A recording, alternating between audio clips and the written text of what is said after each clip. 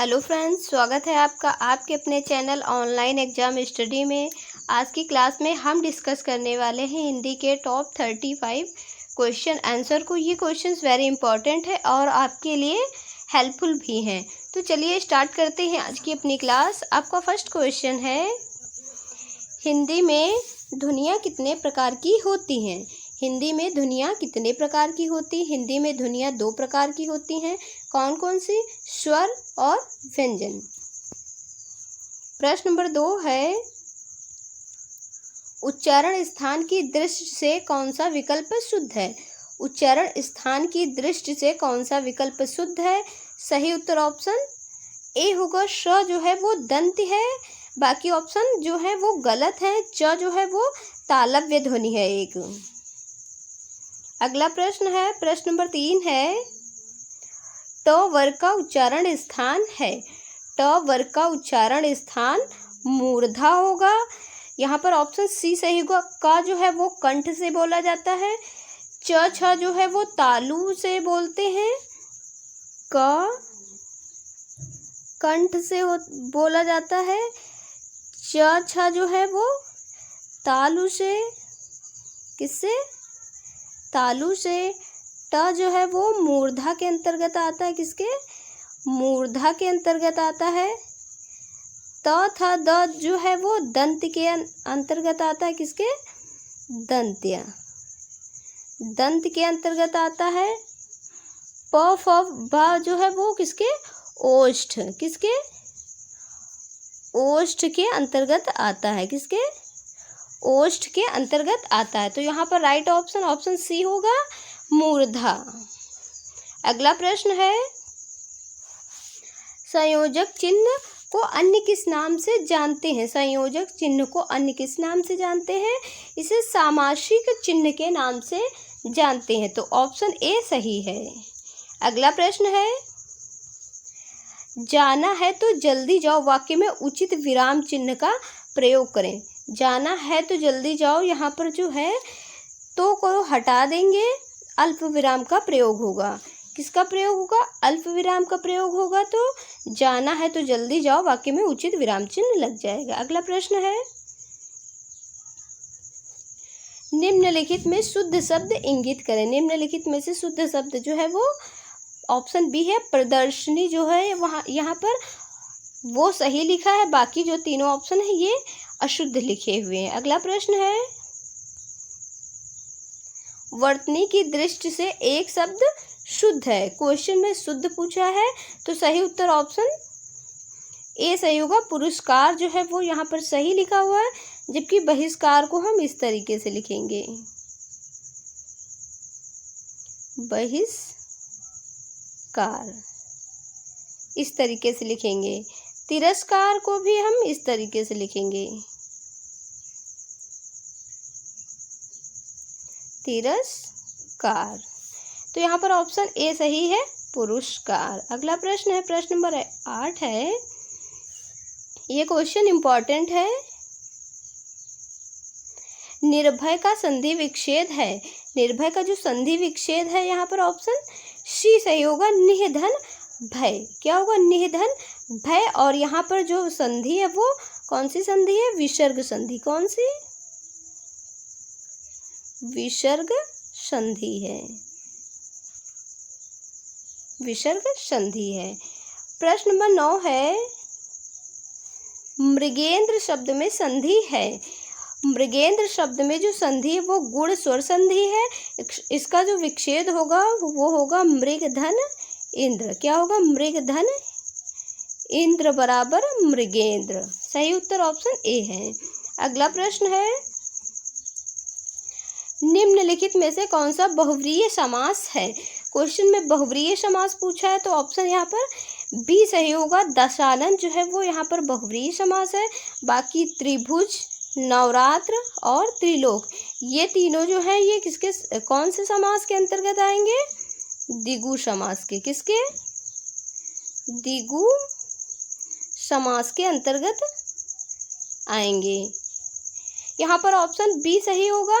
द्विगु समास वह समास होता है जिसका प्रथम पद संख्यावाची होता है, जबकि बहुव्रीहि समास की बात करें तो इसमें इसका प्रथम पद और उत्तर पद दोनों ही प्रधान नहीं होते, जबकि यहाँ पर कोई तीसरा पद प्रधान होता है। अगला प्रश्न है, किस शब्द में तत्पुरुष समास है? किस शब्द में तत्पुरुष समास है? ऑप्शन यहाँ पर बी सही होगा। मधुमक्खी जो है वो यहाँ पर तत्पुरुष समास के अंतर्गत आएगी। दौड़ धूप जो है वो द्वंद्व किसके? द्वंद्व समास के अंतर्गत आएगी। और पीताम्बर जो है वो बहुव्रीहि समास के अंतर्गत आएगा। किसके? बहुव्रीहि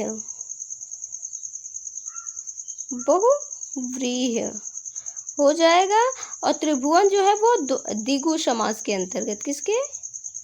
द्विगु समास यहाँ पर हो जाएगा। तो इसका जो सही उत्तर ऑप्शन बी होगा, मधुमक्खी। अगला प्रश्न है, प्रश्न नंबर 12 है, प्रतिमान शब्द में समास बताइए। प्रतिमान शब्द में अव्ययी भाव समास है, क्योंकि प्रतिमान में जो प्रति लगा हुआ है वो एक अव्यय शब्द है, और अव्ययी भाव समास में जो प्रथम पद होता है वो उसमें उपसर्ग लगा होता है। अगला प्रश्न है, प्रश्न नंबर 13 है, सुवर्ण शब्द है। सुवर्ण शब्द जो है वो एक तत्सम शब्द है, तो ऑप्शन यहाँ पर बी सही होगा, तत्सम। अगला प्रश्न है, प्रश्न नंबर 14 है, चना का तत्सम रूप है। चना का जो तत्सम रूप होगा वो चणा होगा। क्या होगा? चणा होगा। ये क्वेश्चन इम्पॉर्टेंट है। अगला प्रश्न है, प्रश्न नंबर 15 है, मुकुट शब्द निम्नलिखित में से किस कोटि का है? मुकुट शब्द जो है वो तत्सम कोटि का है, तो यहाँ पर ऑप्शन ए सही होगा, तत्सम। अगला प्रश्न है, ये क्वेश्चन भी इम्पोर्टेंट है क्योंकि कई बार पूछा है कि खिचड़ी जो है वो किस प्रकार का शब्द है या किस भाषा का शब्द है। तो खिचड़ी जो है वो एक देशज शब्द है। कैसा शब्द है? देशज शब्द है। देशज शब्द वे शब्द होते हैं जिनकी उत्पत्ति का कोई पता नहीं होता है, वे शब्द देशज शब्द कहलाते हैं। तो यहाँ पर ऑप्शन ए सही है। अगला प्रश्न है, आवाहन का विलोम है। आवाहन का विलोम जो है वो विसर्जन होगा। यहाँ पर ऑप्शन सी सही होगा, विसर्जन। अगला प्रश्न है, प्रश्न नंबर 18 है। ये भी क्वेश्चन इम्पॉर्टेंट है, थोड़ा ट्रिकी है। निम्नलिखित में से युग्मों में से कौन सा शब्द जो है वो शुद्ध नहीं है? क्वेश्चन में नहीं पूछा है, तो आयात का निर्यात ये भी सही है, पाप पुण्य ये भी सही है, बद्ध मुक्त मतलब कोई चीज़ बंधी होना और मुक्त होना, नूतन का सनातन ये यहाँ पर गलत दिया हुआ है क्योंकि क्वेश्चन में गलत पूछा है। नूतन का जो विलोम शब्द होगा वो क्या होगा? पुरातन होगा। क्या होगा? पुरातन होगा। नूतन का मतलब नया, पुरातन का मतलब पुराना। अगला प्रश्न है, प्रश्न नंबर 19 है, ऋतुपति का पर्यायवाची शब्द है। ऋतुपति का पर्यायवाची शब्द जो है यहाँ पर ऑप्शन सी और डी दोनों ही होंगे, क्योंकि बसंत और मधुमास ऋतु दोनों ही कहते हैं। अगला प्रश्न है, प्रश्न नंबर 20 है। ये भी क्वेश्चन वेरी इंपॉर्टेंट है, कई बार एग्जाम में पूछता है कि चंद्रमा और ब्राह्मण के लिए एक शब्द है, तो यहाँ पर ऑप्शन बी सही होगा, द्विज जो है वो चंद्रमा और ब्राह्मण के लिए है। अगला प्रश्न है, अपना मंतव्य साधने वाला के लिए एक शब्द है। अपना मंतव्य या अपना कार्य साधने वाला जो है वो स्वार्थी होता है। क्या होता है? स्वार्थी होता है। तो यहाँ पर ऑप्शन सी सही है। अगला प्रश्न है, प्रश्न नंबर 22 है। ये भी इम्पॉर्टेंट क्वेश्चन है। अंक शब्द का अर्थ नहीं होता है। अंक का जो अर्थ है वो गोद, चिन्ह, संख्या, अंग। तो यहाँ पर गोद भी होता है, चिन्ह भी होता है, संख्या भी होता है, जबकि अंग जो है वो अंक का अर्थ नहीं होता। तो यहाँ पर ऑप्शन डी ही सही है, अंग। अगला प्रश्न है, इस तरह के क्वेश्चन अब एग्जाम में ज़्यादा पूछे जाने लगे हैं कि गणना और गणना शब्द युग्म के सही अर्थ भेद का चयन कीजिए। तो गणना का मतलब होता है गिनती और गणना का मतलब होता है कोई चीज़ चुभना।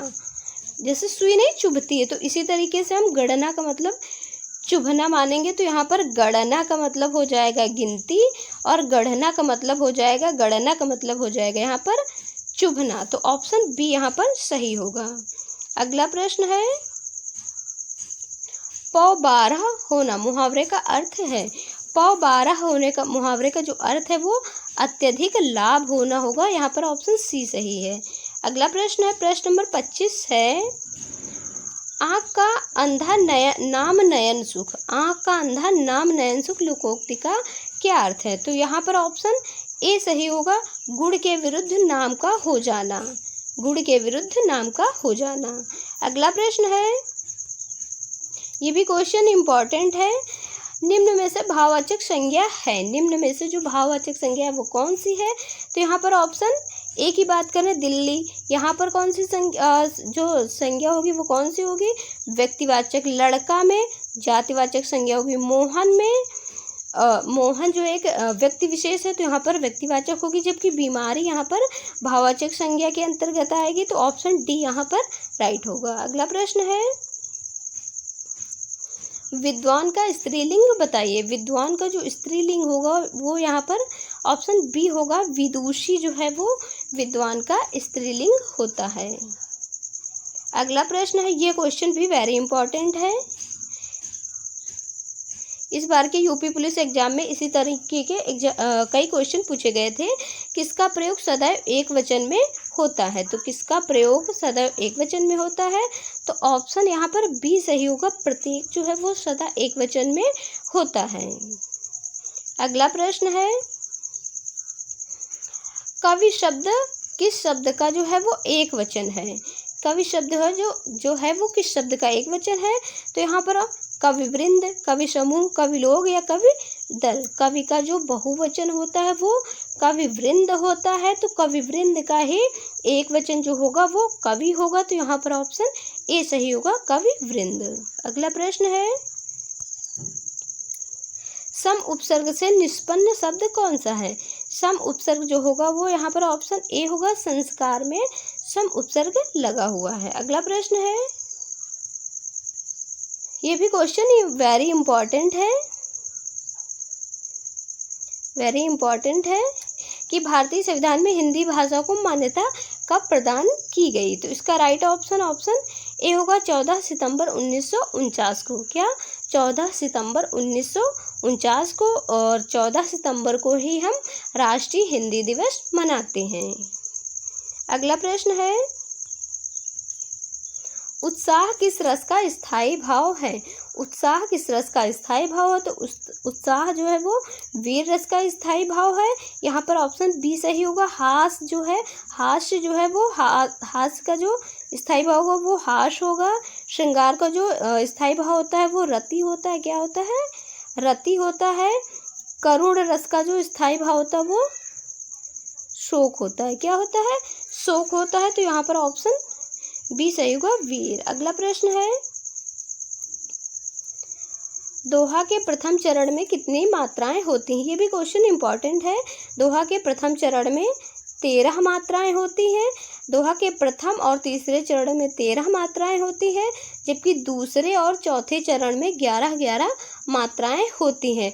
कभी कभी क्वेश्चन ये पूछता है कि दोहे के जो विपरीत होता है वो कौन सा छंद होता है? तो वो सोरठा छंद होता है। तो यहाँ पर ऑप्शन बी राइट होगा, 13। अगला प्रश्न है, प्रकृति का सुकुमार कवि किसे कहा जाता है? प्रकृति का सुकुमार कवि किसे कहा जाता है? तो राइट ऑप्शन ए होगा, सुमित्रा नंदन पंत जी को प्रकृति का सुकुमार कवि कहा जाता है।